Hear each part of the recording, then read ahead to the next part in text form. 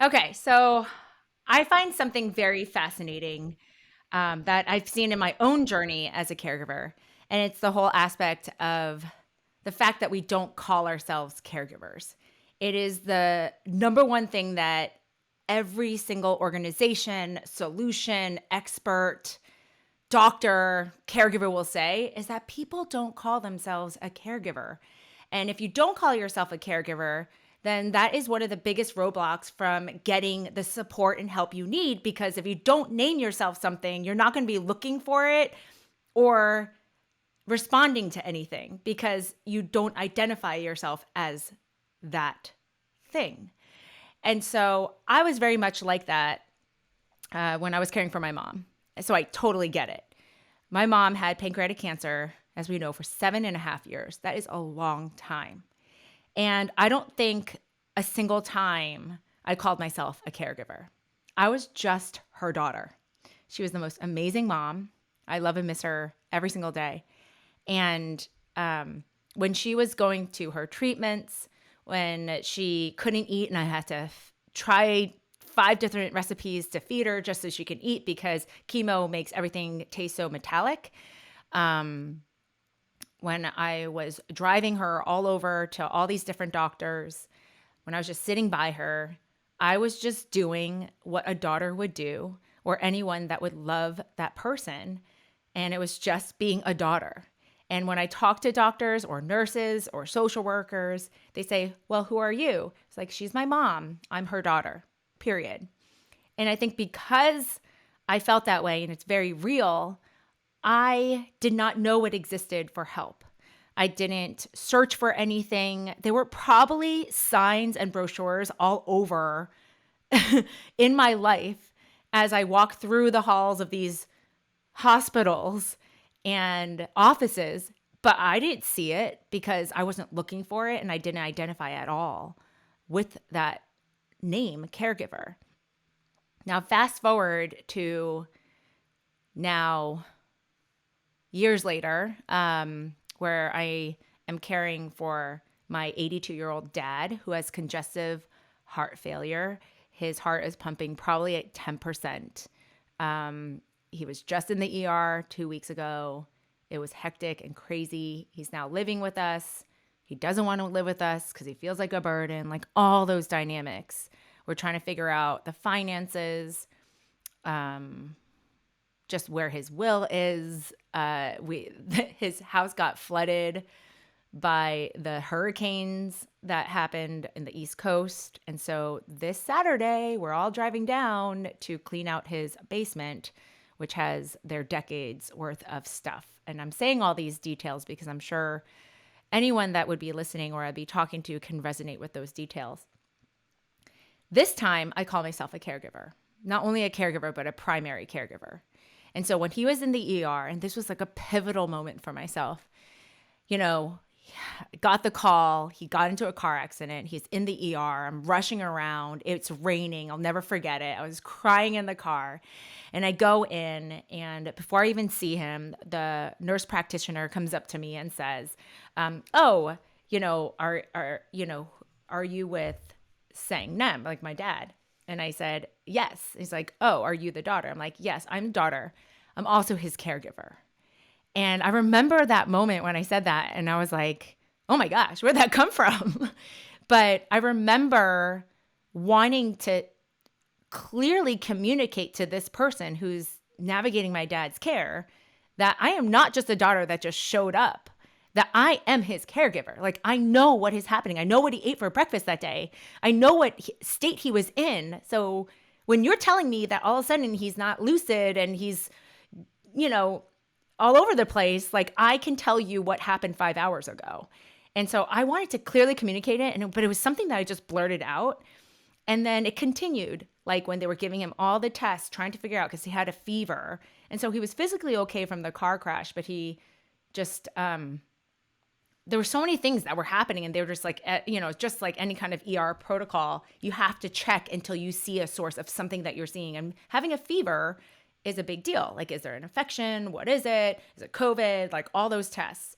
And as we're going through tests and tests and tests, they finally say, we have something that needs to go through this procedure, and we're going to do it right away.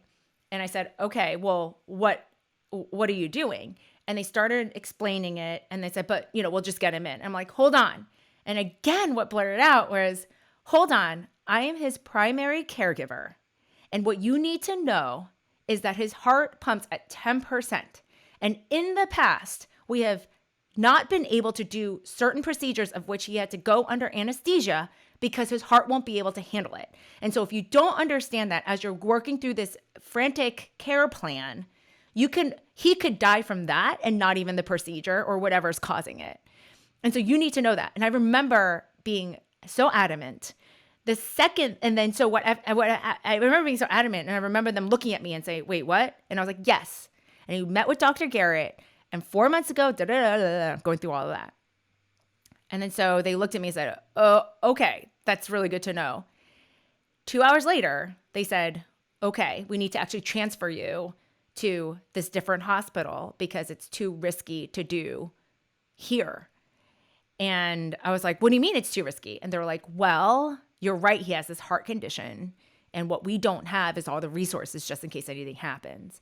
And I was like, oh my gosh, like the actual care plan is different because of that knowledge that was transferred that would have, caused major complications or potential of complications had I not told him that. But I think the fact that I was like, I'm his primary caregiver gave me a lot more authority than just being his daughter. And it happened again. It goes just throughout the whole thing, this last instance with my dad where, because he has to get this procedure, you can't eat. It's called MPO. You can't do anything in the mouth or whatever. And you can't drink, you can't eat. And it was the third day because of scheduling, things got pushed back. Again, people listening to this could resonate with what that experience is. And I remember just really talking to this nurse and saying, you have to get this scheduling right. And I know you're trying all you can, but you have to realize my dad gets completely hypoglycemic and has these bouts of feeling dizzy, cannot walk, all of that if he doesn't eat. So it's not like a normal, healthy person that you're just hungry and maybe weaker. Like he has almost like these episodes of hypoglycemia.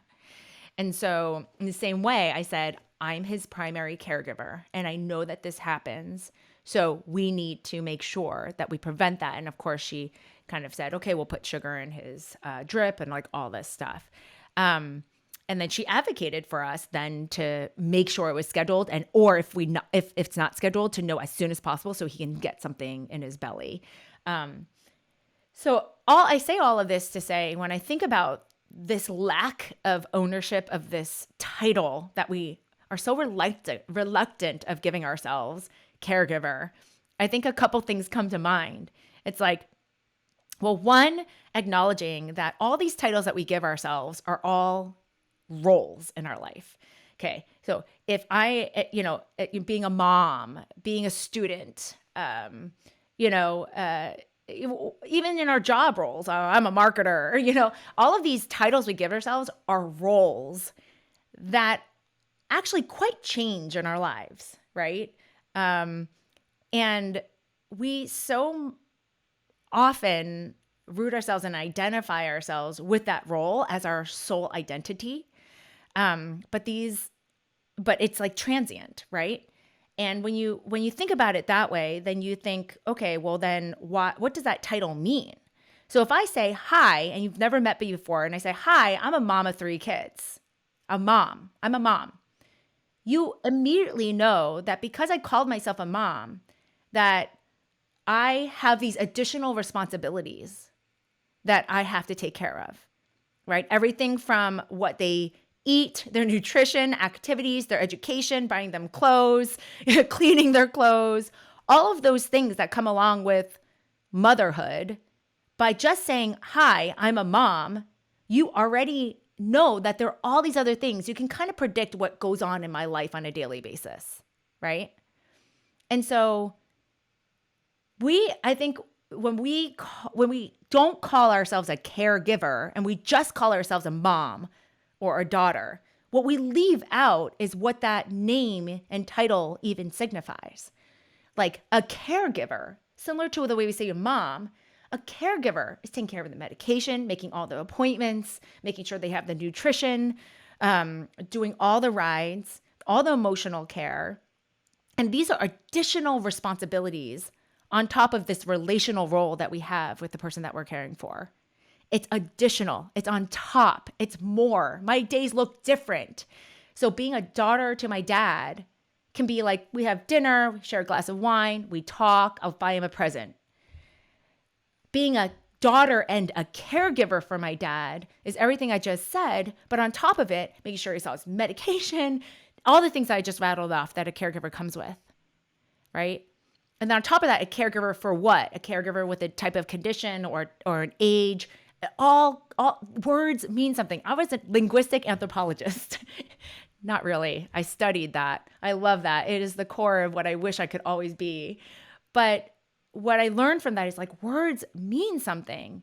It signifies, it communicates things.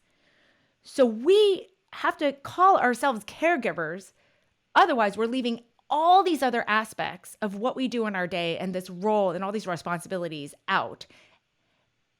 And more importantly, it does not communicate that role that we have to the people that need to know that role, to the clinicians, to our family and friends, to our work. Like we're leaving all of that out. And so I think if we could declare that we are caregivers and name ourselves that and own it and actually introduce ourselves in that way, that would make a huge difference for the whole caregiving mission, initiative, awareness, and most importantly, in each of our lives. And I think the second thing I would say about owning this word caregiver is that so much of caregiving and being a family caregiver is unseen and unheard and not acknowledged. And so that is what leads to deep isolation, loneliness, and burnout. Because here we are doing all these other things that like really add up, and it's hard.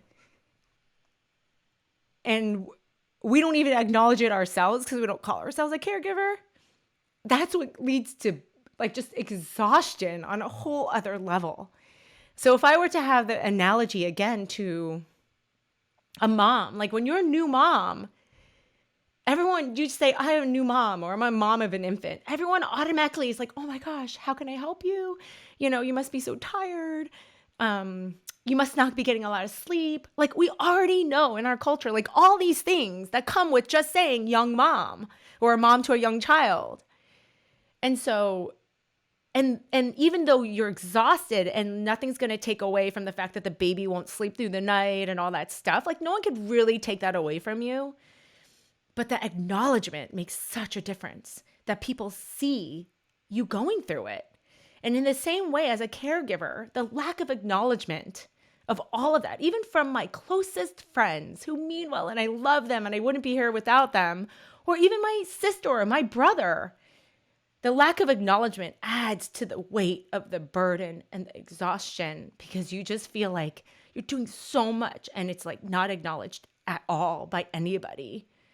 And so acknowledge that for yourself and acknowledge that, make that acknowledged by other people, and it will make an emotional difference for you to persevere and to have that sense of ownership and that recognition, which is sometimes the only source of moving forward and still loving and caring in the way that you want to do, So yeah, I mean, I proudly and adamantly and strongly say that I am a caregiver. And I just hope, and my hope is that everyone else will start acknowledging this and declaring it. And the more that we do that, the more it's going to be recognized, not only in our lives, but in our circles and in this world. And it starts there because we can have all the solutions we can create. But if people don't see it because they don't identify with it, it all doesn't matter. So I am a caregiver. Jessica, I have a question for you because I agree with everything you just said, and I think it was so well laid out. But when do we identify ourselves as caregivers? Because we don't walk around, with a name tag anymore that says, "Hello, my name is Mom, entrepreneur, Right. CEO." So when is the right time, and where are the opportunities to really start to own the role, maybe that are outside of the clinical opportunities? Yeah, I mean, I think that's a great question because you're right. If we believe in what we just talked about, which like there's so many roles that we play, you're not going to be like, "Hi, I am a caregiver, a cook, a daughter, a sister." Like you don't say that. But I envision a world where we have come a long way when we talk about certain roles in our life, right? So in everyone's professional bio, you say also a mom of three or also married to college sweetheart, whatever. Like we talk about marriage and we talk about kids. And because they're trying to communicate, like, what does my life look like? Like, Mm-hmm. and, what is in my life right now?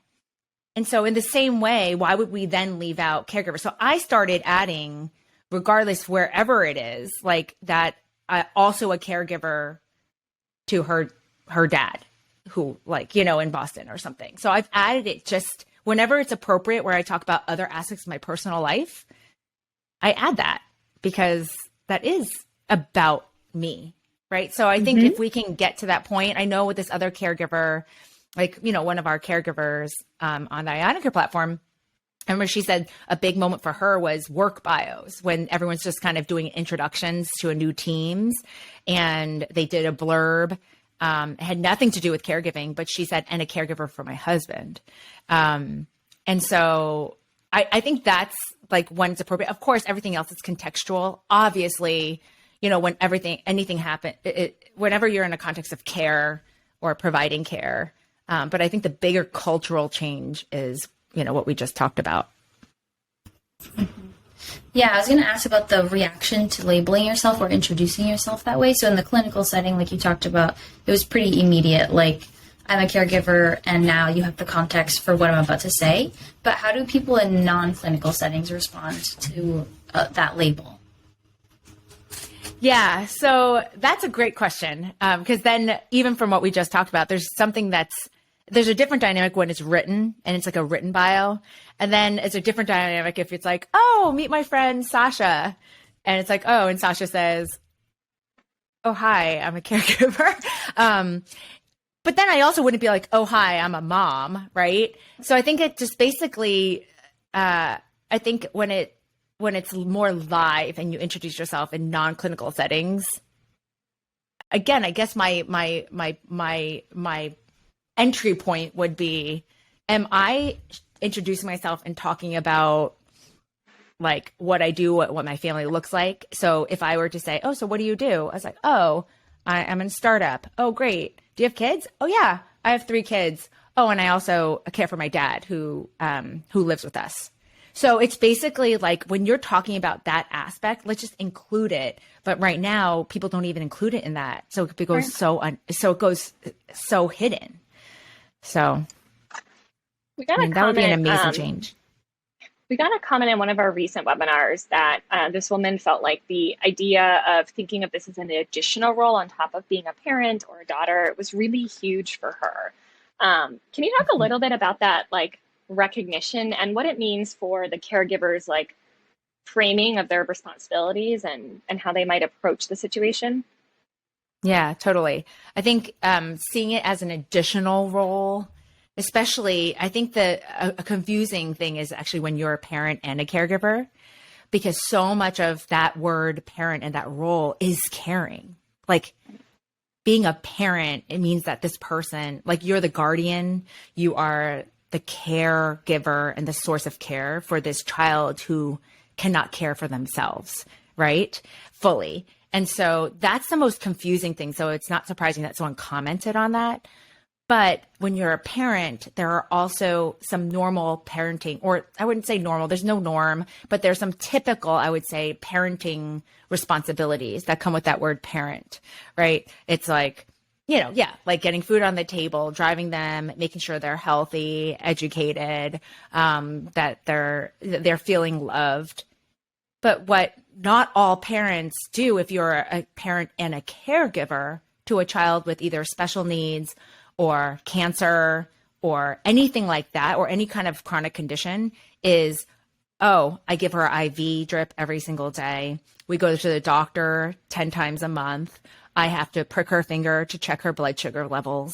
I have to set aside her medication and make special meals based on these requirements. Like, those are additional layers of the typical care that we give as a parent. And so when you just say I'm a parent, I think the intent is right. You're like, this is my role, my relational role with this person. I love and care for them for whatever they need. And that's what makes them a loving parent. But when you say I'm also a caregiver, that means you're also the point of contact to all the care and the status that happens in the home, like all the care that happens in the home. So if you were in the hospital setting, you would actually be the nurse and the social worker and the person who just stops by to check your temperature, right? Like, you would actually have all these other roles if you were in the hospital setting and you did what you did. So the whole thing is, now that care is happening so much in the home, we have to give ourselves these titles to communicate and to recognize all the additional things that we're doing that goes beyond just normal parenting, that goes beyond just being a normal spouse, that goes beyond being a sister or a sibling or a daughter. And so it boils down to roles equal responsibilities and activities.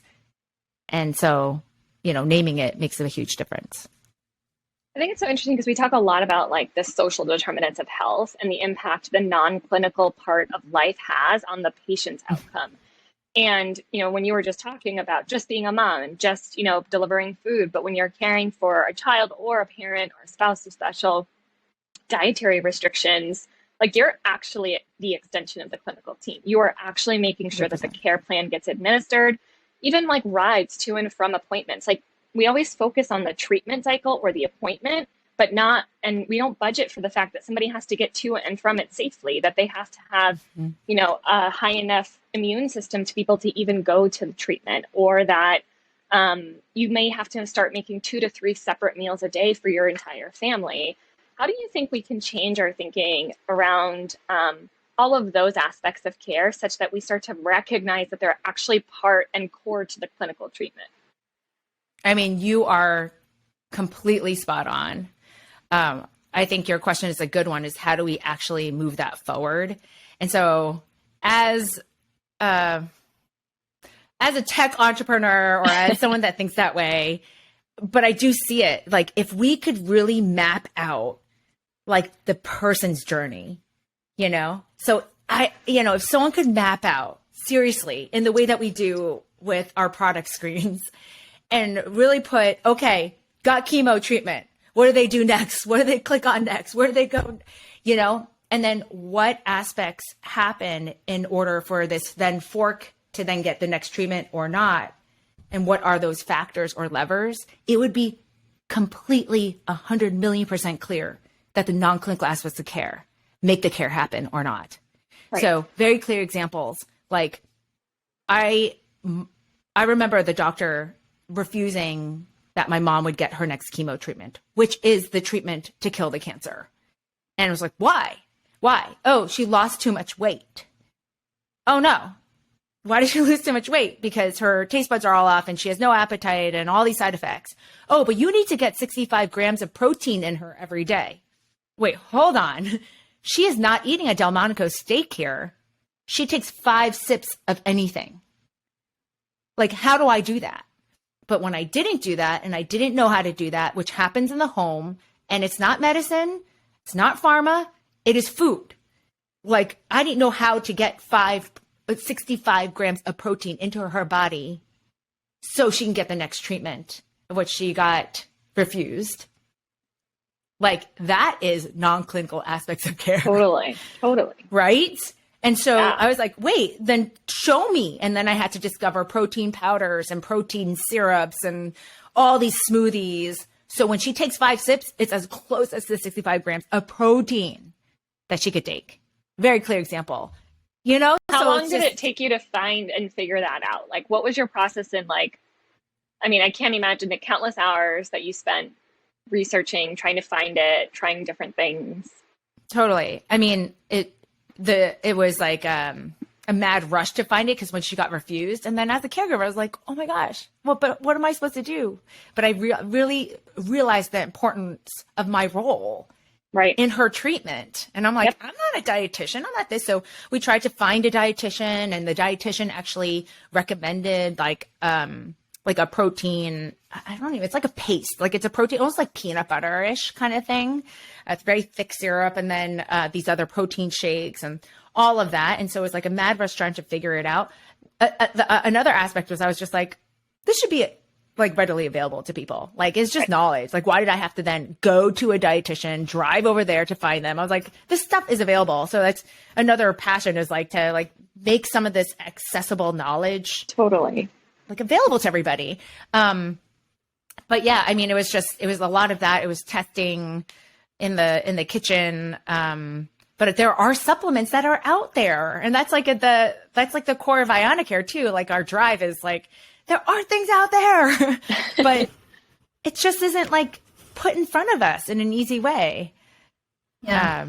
But I'm yeah, interested because you're talking a lot about like how much time that took to figure out. And so I'm assuming that had a ripple effect on the rest of your family. You said we know that you were caring for 3 younger kids. So if you're using all of your time figuring that out, then how do you make sure you're doing the mom role, which you talked about earlier, like making sure your kids are fed, making sure they're educated, making sure they feel, like how do you do all of that alongside all of the other responsibilities that are with the caregiver role? Totally. I mean, Kristen, I think that's like the panini generation. It's like, it's forget being sandwiched between kid care and elder care or just any other type of care. It's like, yeah, being a mom of 3 in itself is like so busy. The kids had to have a lot of patience. We had to say no to more things. And I felt guilty about it. Like, I felt really, which added to my stress, right? Like, I was just like, wow, I feel guilty about this.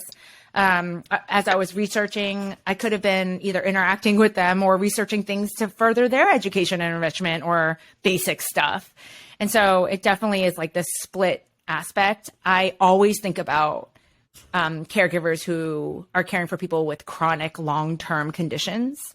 I do recognize that my mom had this late stage cancer, and it was like a push. And so it was almost like a lesson to the kids, like, this is a moment of phase for us and time that we need to all sacrifice and be there for mom. But if that had been known to be a 20-year journey, I don't know what I would do. Yeah. And, we talk to caregivers that are in that situation, and I think that guilt and that management is so different.